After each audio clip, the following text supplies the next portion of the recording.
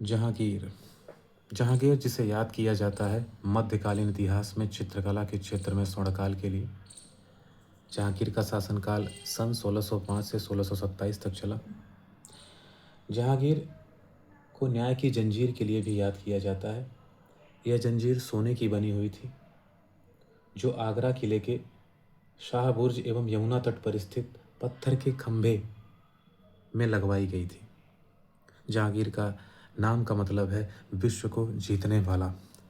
जहांगीर की मुख्यतः 3 शादियां चर्चा में थी। मानबाई पहली शादी, दूसरी शादी इनकी जोधाबाई के साथ और तीसरी शादी मेहरुन्निसा। मेहरुन्निसा जिन्हें हम नूरजहां के नाम से भी जानते हैं।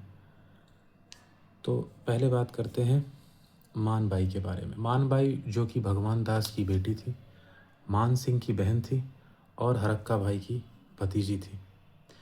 मानबाई और जहांगीर से जो पुत्र उत्पन्न हुआ उसका नाम था खुसरो। खुसरो महत्वाकांक्षी था, पिता के विरुद्ध ही विद्रोह कर दिया और 1606 में जो भी उसने विद्रोह किया था उसी की वजह से 1606 में बहरावल में युद्ध हुआ। और जो ये बहरावल में युद्ध हुआ इसमें इसे पकड़कर कैद खाने में डाल दिया गया। खुसरो कैद खाने में जब इसे डाल दिया गया तो उसने गुरु अर्जुन देव से मदद मांगी, जो कि सिखों के 5वें गुरु थे। गुरु अर्जुन देव ने इनकी मदद की भी, लेकिन हुआ ये कि गुरु अर्जुन देव को फांसी दे दी गई। बाद में खुसरो की भी हत्या कर दी गई। ये जो गुरु अर्जुन देव को फांसी दी गई, यही जहांगीर के शासनकाल की सबसे बड़ी राजनीतिक भूल थी।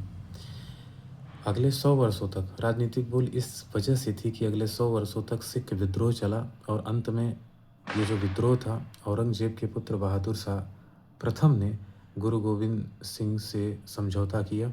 तब जाकर एक जो मुग़ल साम्राज्य और सिख साम्राज्य के बीच में एक जो दूरियां थी वो ख़त्म हुई। यूँ समझिए दूरियां कभी ख़त्म नहीं हुई, दूरियां तो बनी ही, लेकिन एक समझौता जैसा हो गया 100 सालों तक ये जो भी चला इस हत्या की वजह से।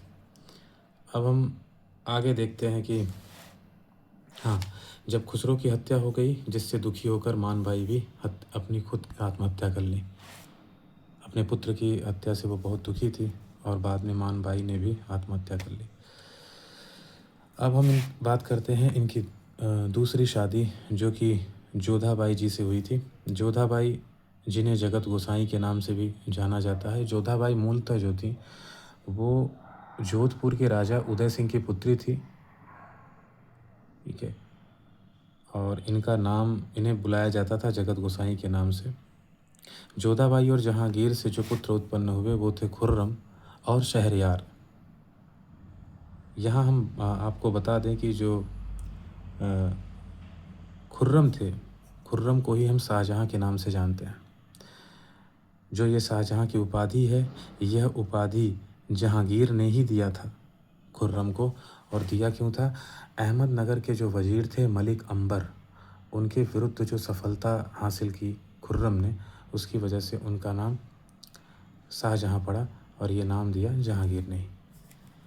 तो अब हम ये बता दें तो ये दोनों ही विवाह, स्पेशली हम इस विवाह की बात करें जो जोधाबाई के साथ हुआ था, जहांगीर का विवाह, ये बिल्कुल एक राजनीतिक विवाह था। ये एक राजनीतिक विवाह था, ठीक है। अब हम बात करते हैं इनकी तीसरी विवाह, जो कि मेहरुन्निसा के साथ हुई। मेहरुन्निसा को नूरजहाँ के नाम से भी जाना जाता है। मेहरुन्निसा के बारे में हम कुछ जानकारी यहाँ पे देखते हैं। मेहरुन्निसा जो कि ईरान के निवासी मिर्ज़ा गयास बेग की पुत्री थी। और ये जो मिर्ज़ा गयास बेग थे, ये शाहजहाँ के यहाँ ही इन्हें इत्मादुद्दौला का पद दिया गया था। इत्मादुद्दौला का मतलब होता है खजाने का रक्षक। इत्मादुद्दौला का मतलब होता है खजाने का रक्षक। इन्हीं मिर्ज़ा गयास बेग का जो मकबरा है, यानी कि मिर्ज़ा गयास बेग का मकबरा नूरजहाँ ने आगरा में बनवाया है। और इस मकबरे में पहली बार पच्चीकारी का उपयोग किया गया। पच्चीकारी एक इंफ्रास्ट्रक्चर का एक कला होता है जो कि आपको ताजमहल में भी देखने को मिलेगा। अब मेहरुन्निसा की बात करें तो ये मेहरुन्निसा की ये पहली शादी नहीं थी। मेहरुन्निसा की पहली शादी हुई थी उस समय के बंगाल के गवर्नर जो जहांगीर के ही शासनकाल में थे, जिनका नाम था अली कुली बेग, जिन्हें शेर अफ़गान के नाम से भी जाना जाता था। अली कुली बेग और मेहरुन्निसा से इनकी एक पुत्री भी थी जिनका नाम था लाडली बेगम, जिनका नाम था लाडली बेगम। अब इन्हीं अभी आगे चल के हम बताएंगे कि इन्हीं लाडली बेगम की शादी हुई है शहरयार के साथ। शहरयार कौन थे? हम आपको बताए थे, जोधाबाई से जो पुत्र की प्राप्ति हुई थी, खुर्रम और शहरयार थे, तो इन्हीं शहरयार की शादी हुई थी लाडली बेगम के साथ। अब हम मेहरुन्निसा की बात करें तो मेहरुन्निसा को अकबर की विधवा थी सलीमा बेगम। सलीमा बेगम की दासी के रूप में ही मेहरुन्निसा को नियुक्त किया गया था।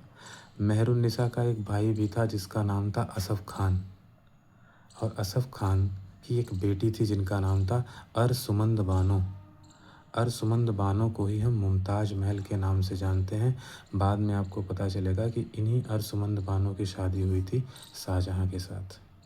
तो ये थी पूरा एक फैमिली ट्री समझ लीजिए, या एक बैकग्राउंड समझ लीजिए, जिससे आपको एक आइडिया लगेगा कि जहांगीर का जो शासनकाल था उसमें पॉलिटिकल डेवलपमेंट कैसी हुई और कैसे आगे जाकर खुर्रम शासक बनता है। तो हम आगे की बात करें तो ये जो मेहरुन्निसा थी, इनकी मुलाकात जहांगीर से एक मीना बाज़ार, अच्छा कुछ लोग कहते हैं नौरोज़ के मेले में भी मुलाकात हुई थी, लेकिन मीना बाज़ार मेनली हमको मिलता है एनसीईआरटीज़ में हम देखते हैं। तो ये मीना बाज़ार की शुरुआत किसने की थी?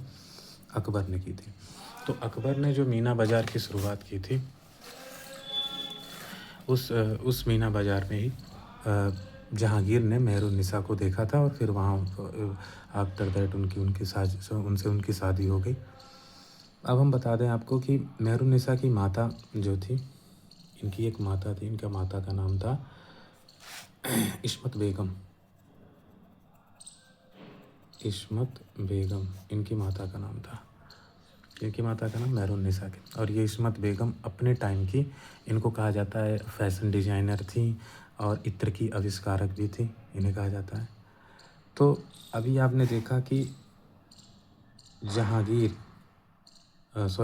लाडली बेगम की शादी हुई शहरयार से और शाहजहाँ की शादी हुई अरसुमंद बानो से। ये एक पूरा इनका बैकग्राउंड बना।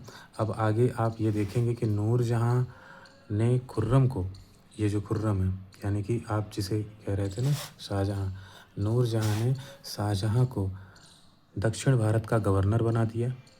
और जहांगीर की जब मृत्यु हुई, यानी कि 1627 में जब जहांगीर की मृत्यु हुई, तो फिर आसफ़ खां के जो लोग थे, यानी कि किसका भाई? मेहरुन्निसा का भाई असफ़ खान।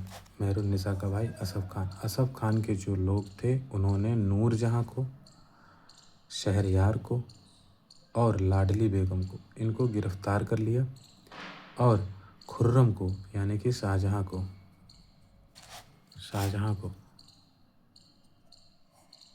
अगला शासक घोषित कर दिया। अब एक चीज़ और भी, कुछ चीज़ें समझ लीजिए, जैसे कि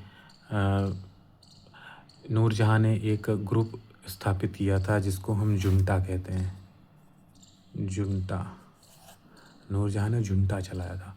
अब ये जुंटा क्या था? जुंटा शासन चलाने की एक तकनीकी थी, और इस जुंटा की चेयरपर्सन खुद नूरजहाँ थी। कौन था? नूरजहाँ थी।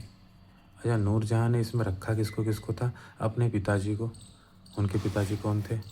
मिर्ज़ा गयास बेग, जो भी हमने बताया, अपने पिता को रखा था, यानी एतमादुद्दौला भी तो कहते हैं ना इनको। उसके बाद अपनी माता को रखा था इस्मत बेगम, ठीक है, ये मेंबर थे उनके। असफ़ खां अपने भाई को रखा था, असफ़ खां को, ठीक है। और उसके बाद इसमें खुर्रम भी थे, लाडली बेगम भी थी, दोनों लोग थे। बाद में फिर क्या होता है कि असफ़ खां खुर्रम इससे निकल गए और शहरयार लाडली बेगम को इसके जगह पे शामिल कर लिया गया था। तो ये चीज़ है।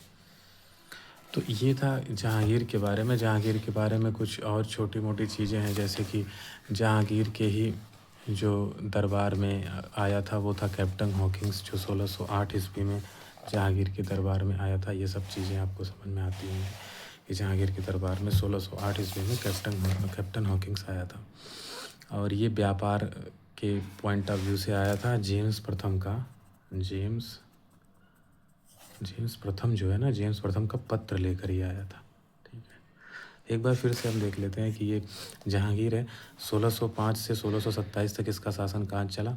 और ये न्याय की जंजीर के लिए जाना जाता था, चित्रकला में स्वर्णकाल के लिए जाना जाते थे। ये विश्व को जीतने वाले इनके नाम का मतलब था। 3 शादियां थी, मानबाई, जोधाबाई और मेहरुन्निसा। मानबाई और जहांगीर से खुसरो थे, जोधाबाई और जहांगीर से जगत गोसाई, और एक जोधाबाई और जहांगीर से शहरयार और खुर्रम 2 पुत्र हुए, मेहरुन्निसा और जो जहांगीर की एक तीसरी शादी भी हुई थी। जो मेहरुन्निसा थे उनके पिता थे मिर्ज़ा गयास बेग, जिसको हम इत्मादुद्दौला के नाम से भी जानते हैं। तो ये सब चीज़ें हैं। और इस तरीके से हम देखें तो जहांगीर का एक जो पॉलिटिक्स का कैरियर था जहांगीर का, वो 1627 में जाके ख़त्म होता है, जब इनकी जहांगीर की डेथ होती है। और डेथ के पहले एक बहुत बड़ी असफलता जहांगीर को मिली थी। वो असफलता ये थी कि जहांगीर 1622 में जहांगीर से कांधार खो गया, यानी कि कांधार हार गया जहांगीर। और ये बहुत ही बड़ा लॉस था जहांगीर के शासनकाल का। जहांगीर के बाद शासन में आते हैं शाहजहाँ, जिसके बारे में हम अगली क्लास में देखेंगे।